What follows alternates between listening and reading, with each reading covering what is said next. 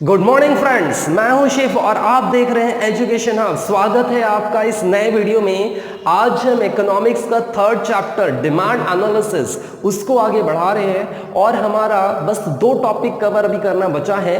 और इस वीडियो में आज हम कवर करने वाले हैं कौन सा topic? Variation in demand.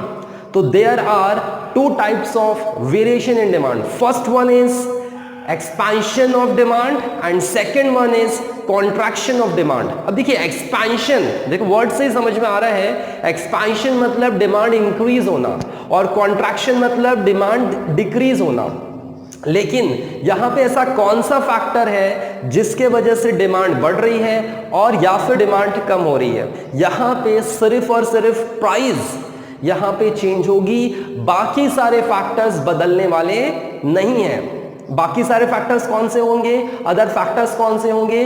Price को छोड़कर बाकी सारी चीजें चेंज नहीं होने वाली। ये 2 चीजों में, हाँ, एक्सपेंशन और कॉन्ट्रैक्शन में, मतलब सिर्फ प्राइस बदलेगी, बाकी सारे फैक्टर चेंज नहीं होंगे। बाकी सारे फैक्टर्स का इसका मतलब ये है जैसे इनकम, हैबिट, ठीक है, टेस्ट, लाइकिंग, डिसलाइकिंग, इनकम, ये सारी चीजें जो हैं ये चेंज होने वाली नहीं है। ऐसे बहुत सारे फैक्टर्स हैं जिसके वजह से डिमांड चेंज होती है। तो इसमें फर्स्ट पॉइंट में क्या लिखा है, फटाफट शुरू करते हैं। उसमें लिखा है expansion of demand refers to rise in quantity demand due to fall in prices alone. वहां पे लिखा है सिर्फ प्राइस एक लौता चेंज होगा, while other factors like taste, habit, population, income, demand, they are all unchanged। मतलब ये जो अदर फैक्टर्स हैं ये बदलने वाले नहीं है। सिर्फ बदलेगा क्या? प्राइस, और उसके वजह से डिमांड आपकी इंक्रीज हो रही है। प्राइस यहां पे चेंज हो रही है मतलब डिक्रीज हो रही है और उसके वजह से हमारा डिमांड इंक्रीज हो रहा है। इसी को कहा गया है एक्सपेंशन इन डिमांड, ठीक है। और अगर आप और एक चीज वहां पे, अगर आप ग्राफ देखोगे उसी के नीचे, तो ग्राफ में आपको क्या नजर आता है एग्जैक्टली?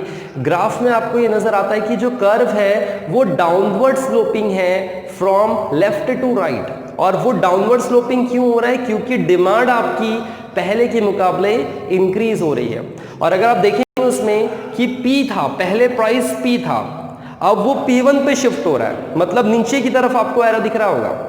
P मतलब पहले प्राइस समझ लो कुछ भी होगा, मतलब ज्यादा होगा। अब प्राइस आपका डिक्रीज हो रहा है, जिसके वजह से जो कर्व है वो कर्व डाउनवर्ड स्लोपिंग हो रहा है। तो वहां पे जो कर्व का मूवमेंट है वो डाउनवर्ड स्लोपिंग है from point A to B। A से लेकर वो नीचे की तरफ शिफ्ट हो रहा है B की तरफ। इसका मतलब क्या है कि कर्व या फिर डिमांड आप बोल सकते हो वो डाउनवर्ड स्लोपिंग है। और क्यों हो रहा है? क्योंकि प्राइस कम हो रही है, उसके वजह से हमारी डिमांड इंक्रीज हो रही है। तो इसी को कहा गया है एक्सपेंशन इन डिमांड, ठीक है। तो ये पॉइंट था आपका पहला। और सेकंड पॉइंट क्या आता है? Contraction of demand. कॉन्ट्रैक्शन मतलब डिमांड कम होना, और यहां पे भी प्राइस एक बड़ा फैक्टर है जिसके वजह से डिमांड कम हो रही है। तो एक्सपेंशन में क्या हो रहा था? प्राइस कम हो रही थी। कॉन्ट्रैक्शन में क्या होगा? प्राइस बढ़ेगी। प्राइस बढ़ने की वजह से आपकी डिमांड यहां पे डिक्रीज हो जाएगी। तो क्या लिखा है इसमें? Contraction of demand refers to fall in demand due to rises in price alone. मतलब प्राइस सिर्फ यहां पे बढ़ने वाली है, अदर फैक्टर्स जैसे income, size of the population, बाकी सारी चीजें, taste, habit, preferences, liking, disliking, ये सब चेंज नहीं होने वाली है, ठीक है।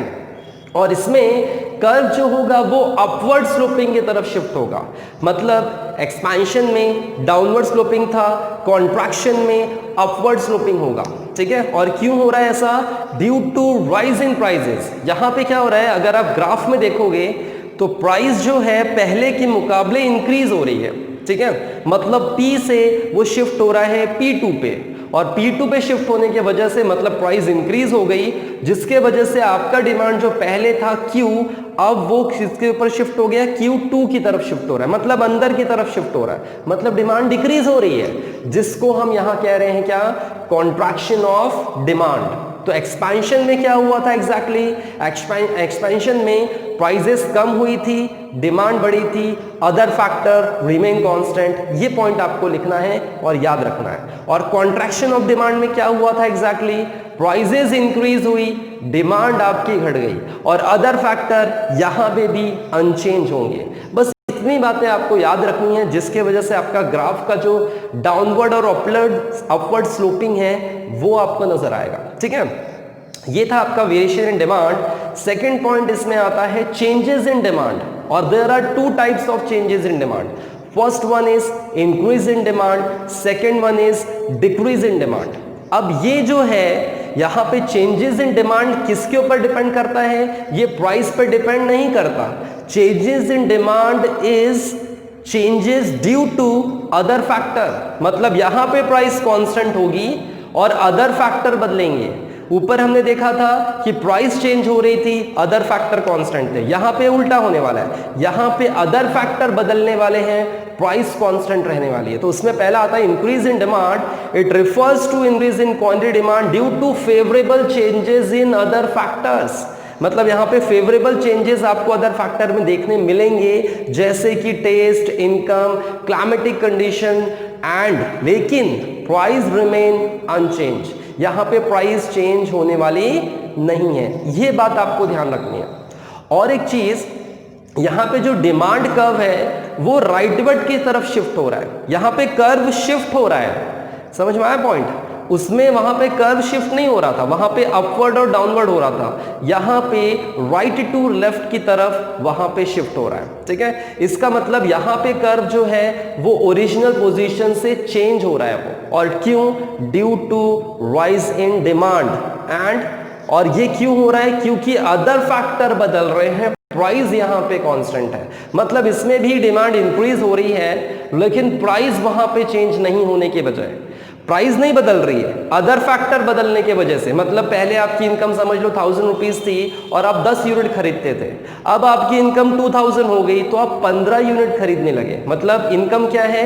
Other factor. ऐसे अदर फैक्टर बहुत सारे होते हैं जिसके वजह से डिमांड आपकी इंक्रीज हो रही है। ठीक है, इसलिए कर्व यहां पे शिफ्ट होता हुआ नजर आ रहा है।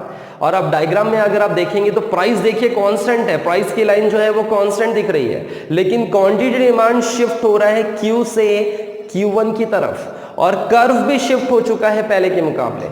तो इससे ये पता चलता है कि डिमांड इंक्रीज हुई है, लेकिन प्राइस वहां पे बढ़ी नहीं है, ना तो डिक्रीज हुई है। ठीक है, तो ये था आपका increase in demand. Second point आता है डिक्रीज इन डिमांड।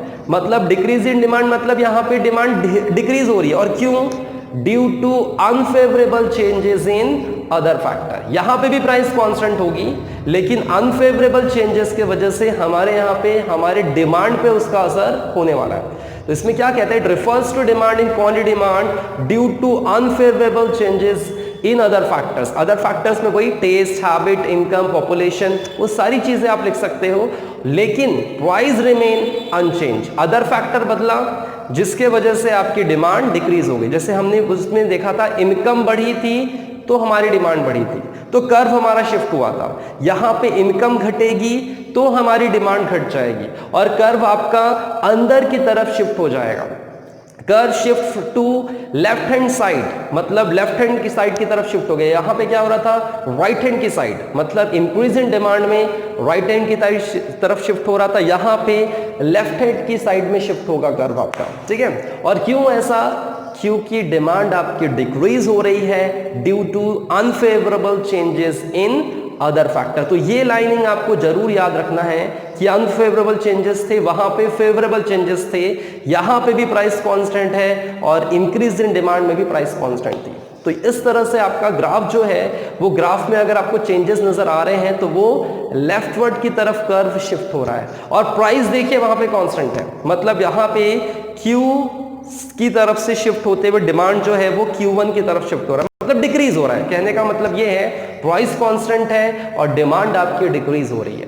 तो ये था ओवरऑल आपका ये पूरा चैप्टर जो हमने आज कंप्लीट किया है। आई होप आप लोगों को समझ में आया होगा, और अगर आपको कोई भी दिक्कत लगती है, कोई भी डाउट लगता है, तो आप बिंदास होकर पूछ सकते हैं। ठीक है, चलिए मिलते हैं नेक्स्ट चैप्टर पे।